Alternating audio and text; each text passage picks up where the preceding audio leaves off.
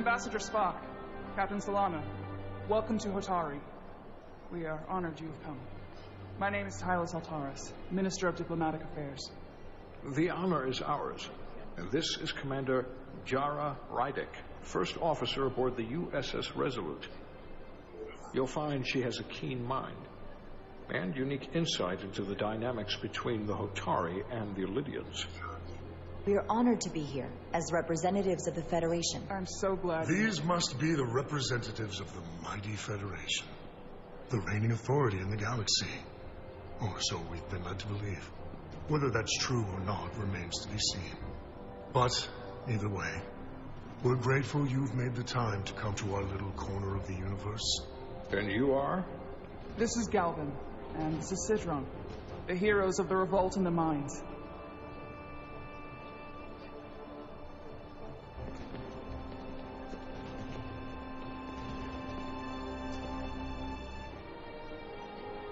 Let's hope this is the last time we ever have to come here. If you'll excuse me.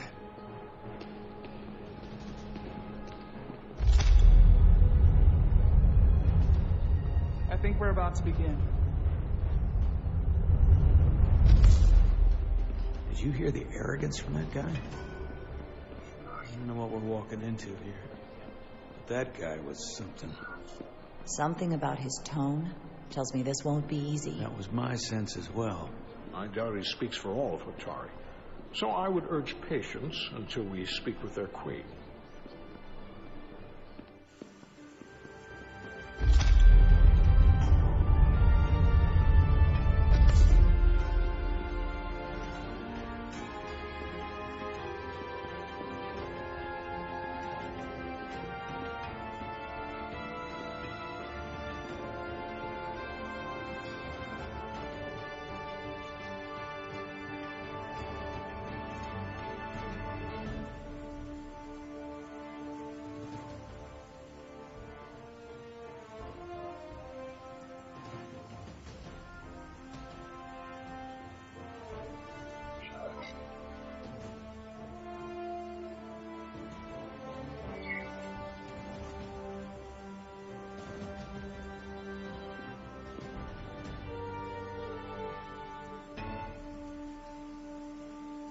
Ambassador Spock, welcome to Hotari Prime. The honor is mine, Your Majesty. That the Federation would send one of their most respected representatives is not only an honor to the Hotari people and their queen, but a recognition of our stature and importance. Let's get on with it, shall we? With all due respect to the Federation and their ambassador, they have no authority here. We are not members of their alliance. We are not subject to their rule, nor yours. We demand the immediate return of all mining operations to Illidian control, as it has been for centuries and will be for centuries more. That has always been our understanding. That understanding has changed. Then you invite war! And if you cannot remain silent, you will be silenced. But his point is well taken. What is the Federation's interest in this matter? Perhaps you would have us trade one oppressor for another? The Federation remains neutral. Our only interest is the peaceful resolution of this conflict. We are here at your request, Your Majesty. For now. Saying this wouldn't be easy was an understatement. I thought they wanted us here. Was there something you wanted to say, Captain? Oh, no. My apologies. And what about the Kobliad? She's not part She of... can speak for herself, can't she? Then let her.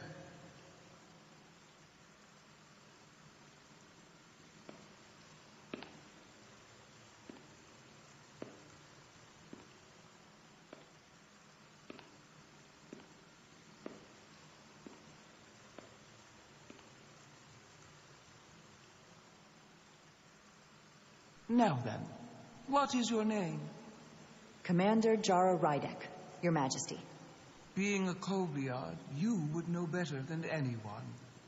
Your people suffered brutal treatment at the hands of the Cardassians. Their injustice towards the Kobliad is as unimaginable as it is unforgivable.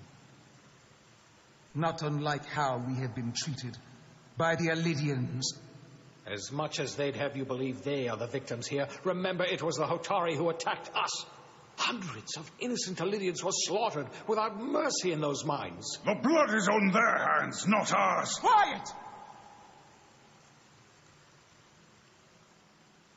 If after all the Kobliad suffered, you finally had the chance to right that wrong, to get out from under their control, would you take it? Or would you negotiate a peace?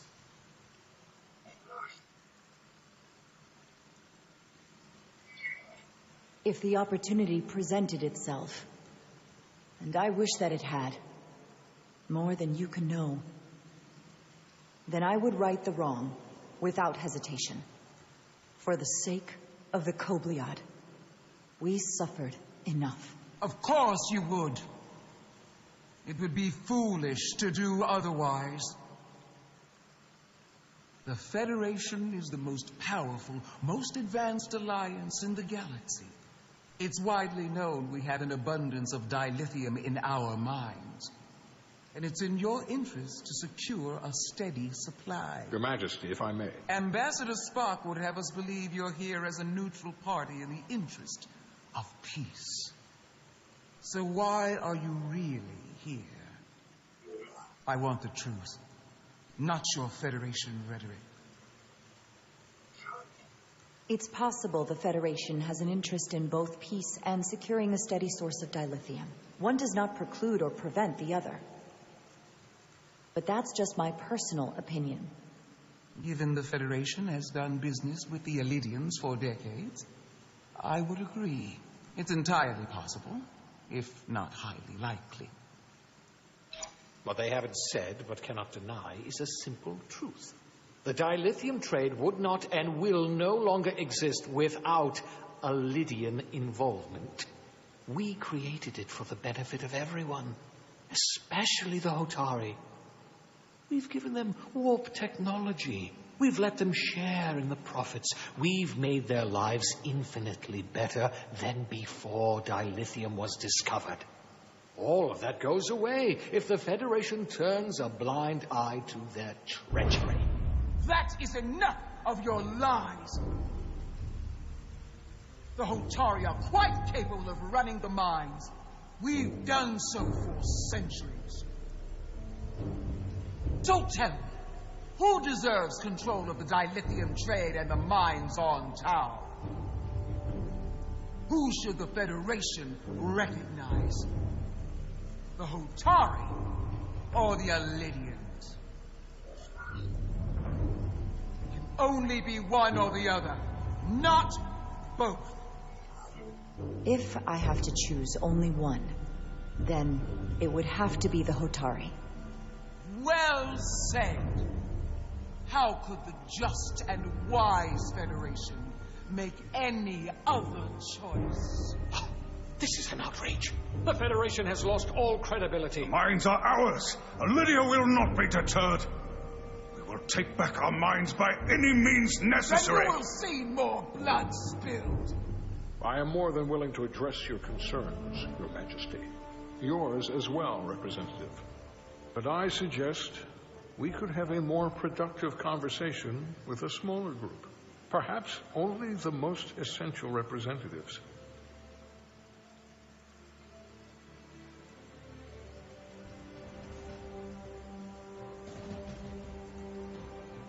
I suppose there is some sense to that.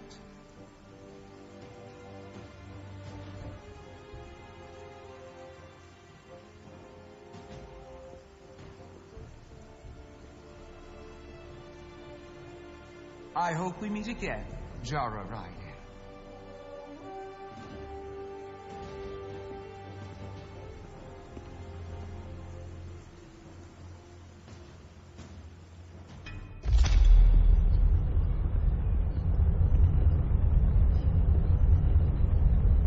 Spock and I will cover everything on the diplomatic front.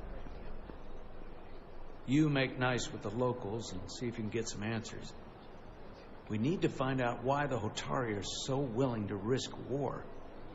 What happened to those mines?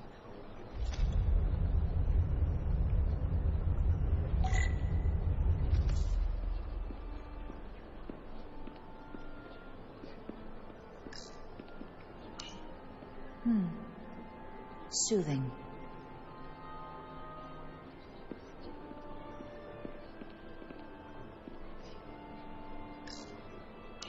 Such rough terrain. No wonder the Hotari are so tough.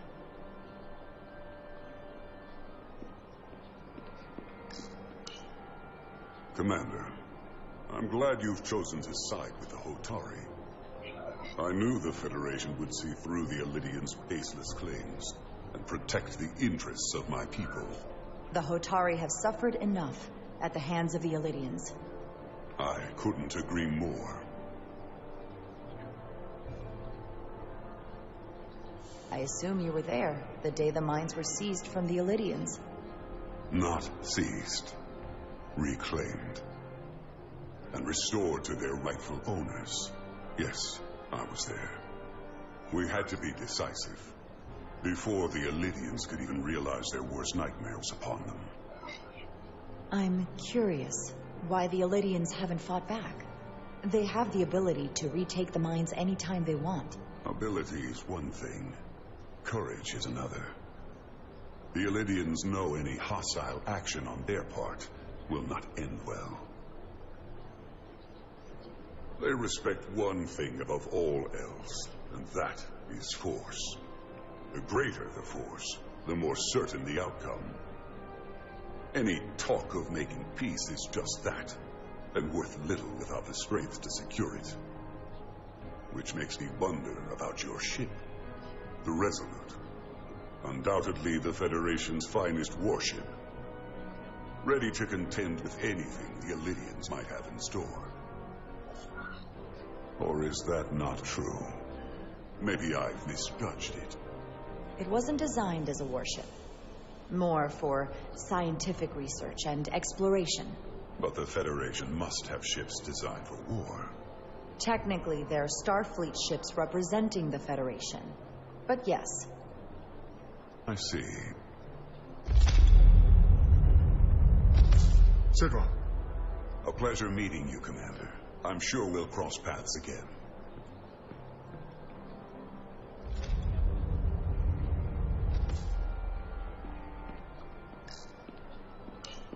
Commander Rydek, I'm encouraged to see the Federation supporting my people.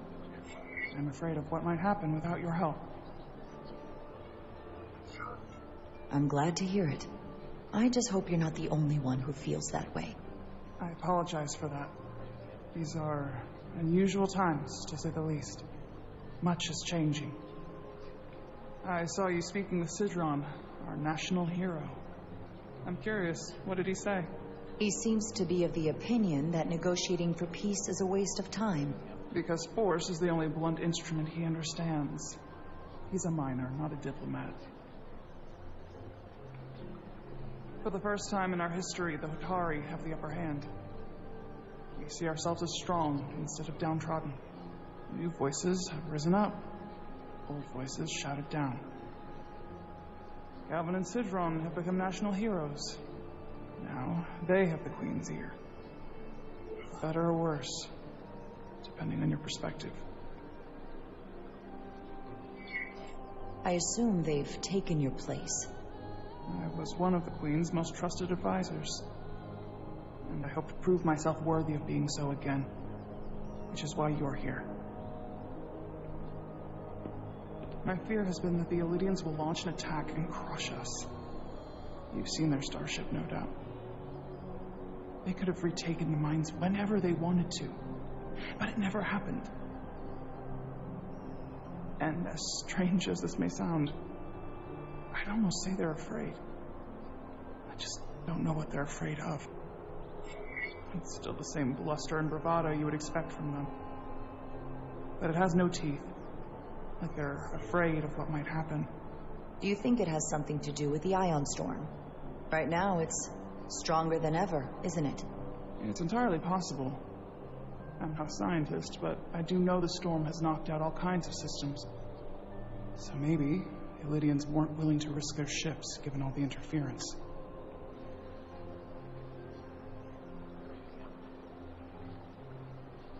Since the day of the revolt, Galvin has seized control of the mines and restricted all access. No one's allowed without his personal authorization. And they've taken over a section of the palace with just as much secrecy and security. I'm told it could be something they brought back from the mines. I've made inquiries, but everyone pretends it doesn't exist. I strongly suspect they're hiding something. Why would they do that? I don't know. But that's what concerns me. Whatever they're hiding, it can't be good. How can we know?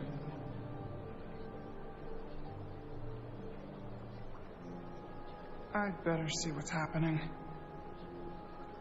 Do you think you can find out what they're hiding? I need to see proof of something before I can make my case to the Federation. I can try, but even if I found it, I might not know what to make of it. Take this. You can use it to capture whatever you find, and then send it to me.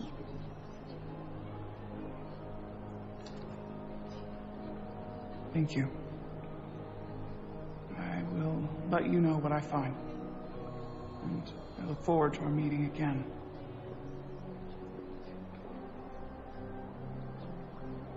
Sorry, I couldn't help but notice you were speaking with the Hotari this whole time.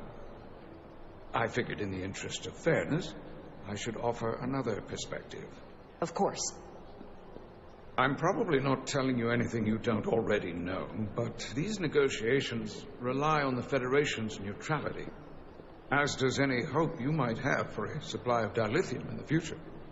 So, why you would choose to side with the Hotari escapes me. Without Illydian involvement, there is no dilithium trade. Clearly, you weren't aware. Tau and the mines belong to the Hotari. They deserve to have control. You overestimate their ability to run the mining operation. They have no idea what they're doing. Major Salit Arminta, Special Attaché, Illydian Armed Forces. Pleasure to meet you, Commander. I have my issues with the Hotari, but I have to give them some credit. They know how to seize an opportunity. Inciting an uprising the same day as a massive, once-in-a-lifetime ion storm. Our assumption was that this storm was just an anomaly. Yes, a very convenient anomaly. At least that was what we were told. Of course, I wasn't there. But who am I to say otherwise? Something tells me there's more to the story. So what really happened? Well, the official story is that it was the storm that enabled the revolt. How else do a bunch of unarmed, unorganized miners seize control of an entire moon, much less thousands of mine? But I've talked to people who were there. They tell a different story. They say they're lucky to have escaped with their lives, that it was more than just the storm, that somehow the miners were able to harness the energy from the storm. I know it sounds crazy. I'm not even sure I believe it myself. But that's what they said. You just answered your own question. How do a group of miners do something that in theory can't be done? That's how. Harnessing the storm. But even if it's true, how does that even happen? You tell me.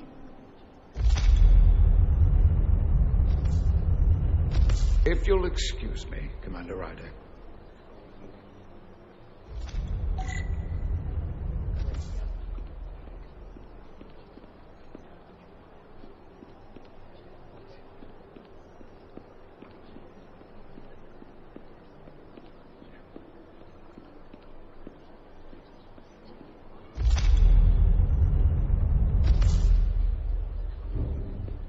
Well, that was a disaster. What happened? The Hotari refused to concede anything, so the Illydians stormed out. The Hotari did not invite us here as peacekeepers. I hope your efforts were more fruitful than ours.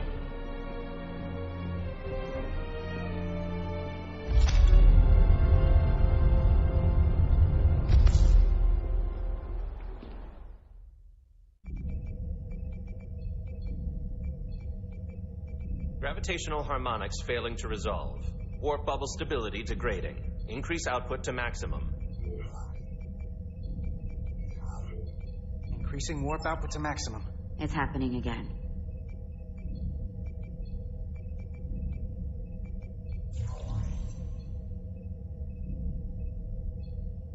It is evident that presently the Resolute cannot achieve warp propulsion. Since our diagnostics rule out any problems with our warp systems or anything about the ship, the problem appears to be the fabric of space itself.